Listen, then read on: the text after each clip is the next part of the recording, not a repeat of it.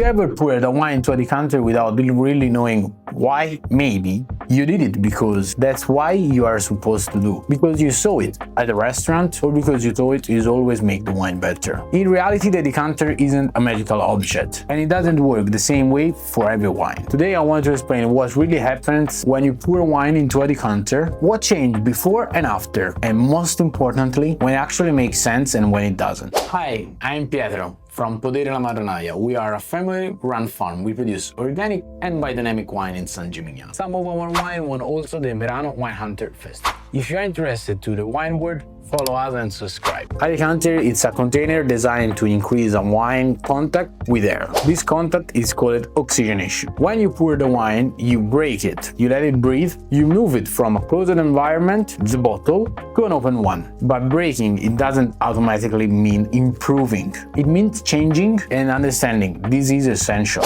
As soon as you put a wine into a decanter, two main things happen. A physical reaction, the wine meets the oxygen and starts releasing the aromas that were previously compressed, and a sensory reaction. The wine may immediately seem more open, softer, and easier to read. Some aromas emerge quickly, especially in young extractor wines, though the first impact often feels positive. Here is where the things getting interesting. The wine with time continues to evolve. Some wines improve, they become more harmonious and more balanced, with softer tannins and more complex aromas. Others instead begin to lose freshness, energy, and tensions. The decanter fast forwards the wine. It's like pushing the wine ahead in time, and not all the wine have this acceleration in the same way. In general, young instructor wines, especially young red with firm tannins, like red with firm tannins, often benefit from decanting. Some wines that have been closing in the bottle for a long time also need some air to express themselves. But it's not a fixed rule. Every wine is its own case. There are situations where decanting is a bad idea. Very delicate wines and mature wines, or wines already involved, can lose aromas and structure quickly if they are oxygenated too much. In this case, the wine doesn't open up, it fades. This is why decanting a wine just because it's important can be a mistake. The decanter